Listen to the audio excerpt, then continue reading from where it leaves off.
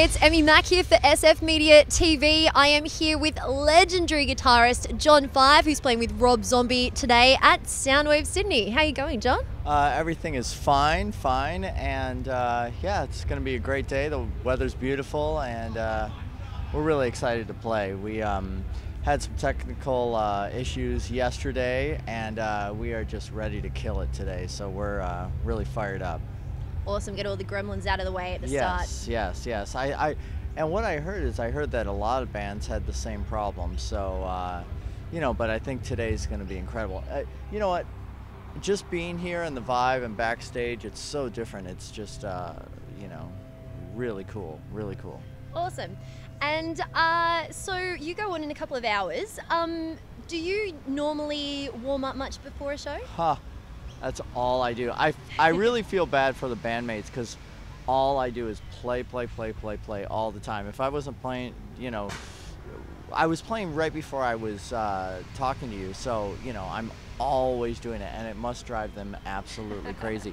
But what's cool about Rob Zombie with the band is we're all in the same dressing room. It's not like we're all scattered and stuff like that. We're always in the same dressing room, and I think we have 2 dressing rooms tonight, but we're all just crammed into one because we always sit around and just joke. But yeah, I'm always picking and a grinning. So awesome. And so how many guitars have you brought with you to Australia? I think, let's see, I've brought, let's see, 12 guitars. I usually have like 24 with me, just for, like, you know, bringing cool different kinds and stuff out. But yeah, I brought 12 with me, so I wish I brought some more, you know. I feel, you know, guilty. 12 is an arsenal, a guitar-arsenal. Yes, that's right. Very good, see?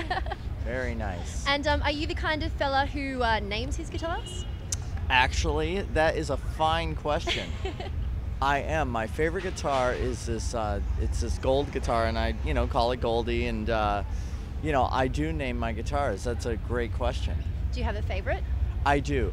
I'm a big vintage guitar collector. I have a vintage Telecaster, Fender Telecaster collection, and I have one from every year starting from 1950, and it's one of my proudest achievements. So I'm still looking for a couple years, but yes, I have my favorite one is the one made from the very first year, 1950.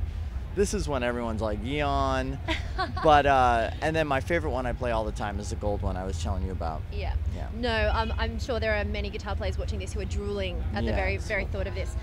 So you picked up a guitar, I believe, at the tender age of 7, is that right? Yes, I started playing at 7, and I was so, I don't know, for some reason I was very, you know, driven to the guitar at such a young age, and I don't know what it was, and I just would never put it down. And I would play so much that this part of my hand grew and stretched, you know. Wow. So like it stretched so much when you know, playing like that, and this hand is bigger than this hand. So wow, pretty weird. Mutation. Yeah, I know, huh? I guess it just happens. You know, you just stretch something enough, but it didn't work with the. Didn't work with that, so. Unfortunate. Yeah. Well, what do you remember the first guitar riff or guitar solo that you ever learnt to play? Another fine question. Mm-hmm. I do. There's a song called "Dirty Water" that I learned, and then I learned "Happy Birthday" for my dad's birthday, and you know. But I remember those two were some of the very first ones. Awesome. So flash forward to now, and you're writing some of the most insane riffs and just pieces of music that I've ever heard. Have you ever had a riff or a piece of music on guitar that ever challenged you? That it was sort of like your Everest, it took you a while to sort of master? Well, I do, instead of like just riffs or songs or something like that, I do different styles of music, and like, you know, country and bluegrass, but I also do Spanish style flamenco. So that's what I like to, you know, really master and stuff. So I always am playing it, and I've been putting it on my instrumental records. So, and it's funny because, you know, people really enjoy it, and it's cool because, you know, all these really heavy rock guys, they don't have to just, you know, it doesn't have to be just rock, you know. So, and I appreciate if somebody can do something really well, I appreciate it. If someone can ride like a a bike really well, I'll sit and watch, even though I'm not really interested, but I'll like sit and watch and go, I appreciate what he's doing. So, yeah. Absolutely. And of course, you've had the opportunity to work with some amazing vocalists across the years. I mean, David Lee Roth, Manson, and now, of course, Rob Zombie, as well as your solo stuff, which is amazing, by the way. What do you prefer in terms of performing? Do you prefer performing solo or performing with the band? Let's see. I don't really perform that much solo. I just record these records and, tour with Rob.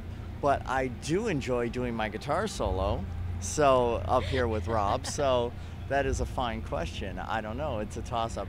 I'll have to say I enjoy playing guitar, and whether it's, just playing, just having it around me is fine with me. Fantastic.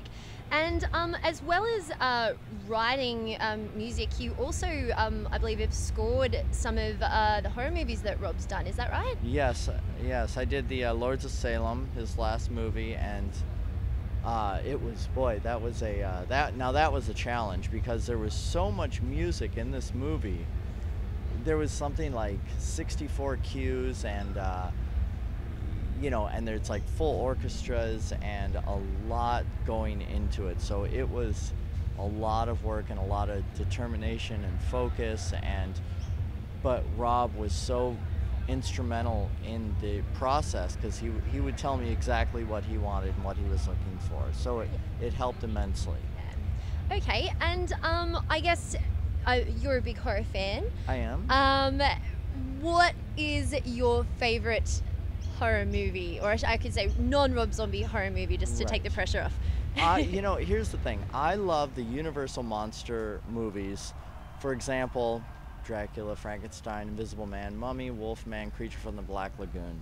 And I guess what I do before I go to sleep every night, and this is a true story, there's 5 or 6 or 3 of, like the Draculas, there's a certain amount, Frankenstein, there's a certain amount. So I watch one before I go to sleep every night, and it just, relaxes me and things like that. It's just something I do. So I really enjoy it. My favorite movie, I would probably have to say, Creature from the Black Lagoon, I'll say. Yeah. Classic. Yes. Fantastic. All right, now I'm going to throw to some questions from some of our readers now. So Alex would like to know, can we expect a new solo album anytime soon? Yes, Alex, we can. It's called Careful with That Axe, and I am working on it now. It should be done. I'll probably have it out, hopefully, I would think this year. So it's really crazy. It's great. I'm very excited about it. And anybody that is like my other ones, they're going to really enjoy this one. Fantastic. All right, John Five, thank you so much for speaking with us today, and I hope that your Soundwave adventure is amazing. Thank you. It's been a pleasure. That was wonderful. See?